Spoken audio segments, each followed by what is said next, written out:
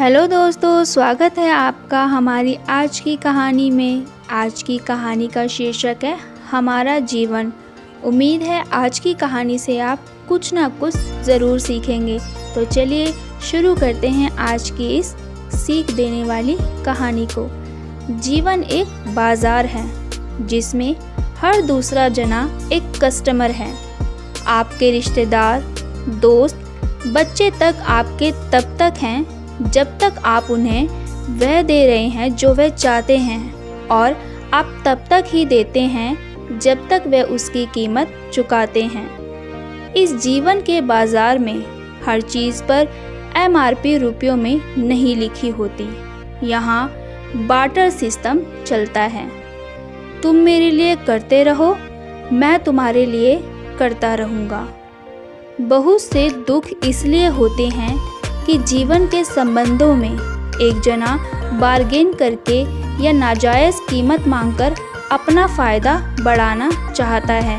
यहीं से टकराव शुरू होता है, चाहे माँ बेटे का रिश्ता ही क्यों ना हो।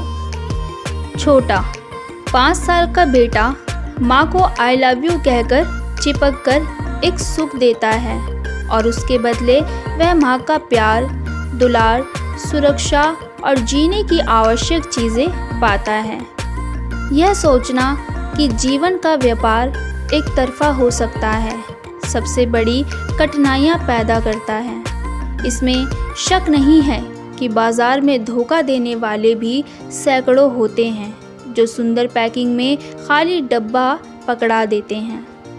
सैकड़ों इस तरह की खरीद के शिकार होते हैं और हर रोज़ रोते कलपते नज़र आते हैं। सदियों से धर्म और राजाओं ने बिना कुछ बदले में दिए पैसा, अनाज, ज़मीन वसूलने का तरीका अपनाया है।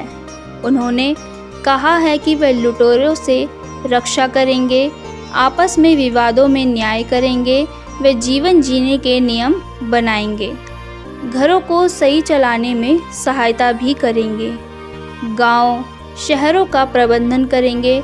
पर बदले में उन्होंने दूसरों पर फालतू में उस चीज़ के पैसे मांगने शुरू कर दिए जो दिए नहीं गए।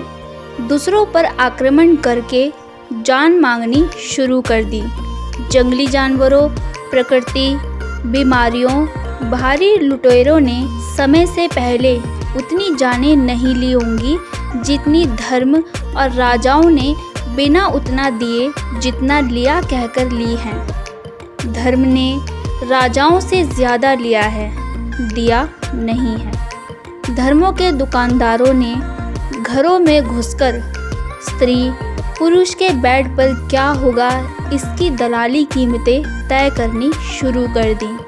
घर के बाज़ार में धर्म और सरकार का कानून एक छिपी GST के अनेक रूप में छा गया।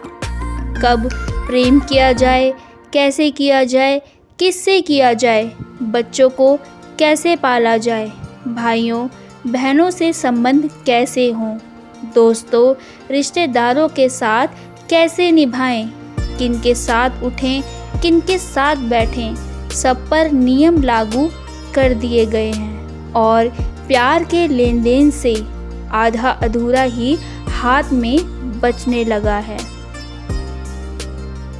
आम जना अपनी पत्नी, रिश्तेदारों, बच्चों, दोस्तों से परेशान रहता है, तो इसीलिए कि उनसे बाज़ार वाले नियमों के अनुसार आपसी लेन देन करके एक सुखद फैसले पर नहीं पहुंचा जा सकता।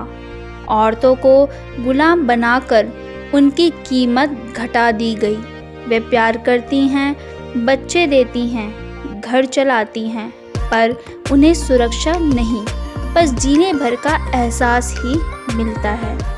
वे बराबर की हकदार नहीं हैं। जीवन को सुखी रखना है तो जो मिल रहा है उसकी वाजिब कीमत दो, चाहे कुछ दे करके, बना करके या कुछ प्यार दे करके।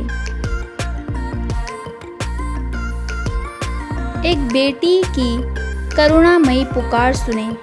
मैं अपनी माँ से परेशान हूँ क्योंकि वह चाहती हैं कि मैं अपनी नौकरी छोड़कर दूसरी बहन की तरह रिसर्च करूं और अरेंज मैरिज करूं, पर मैं दोनों नहीं करना चाहती। ना करने पर माँ आपा खो बैठती हैं, सिर पटकने लगती हैं।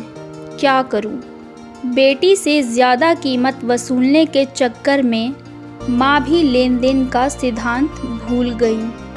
सैकड़ों परिवारों में बेटे अपनी पत्नी को लेकर माँ को छोड़कर चले जाते हैं, क्योंकि माँ द्वारा आपसी लेन देन सही कीमत पर नहीं देने पर प्यार का बैलेंस बिगड़ जाता है। संबंध सुधार कर रखने हैं तो इसका ध्यान रखें कि जो चाह रहे हो उसकी सही कीमत दो, वरना आगे आपको पछतावा हो सकता है। आप में से कई लोग होंगे जिन्हें ये कहानी समझ नहीं आई होगी, पर जिन्हें समझ आई है वो कमेंट करके ज़रूर बताएं।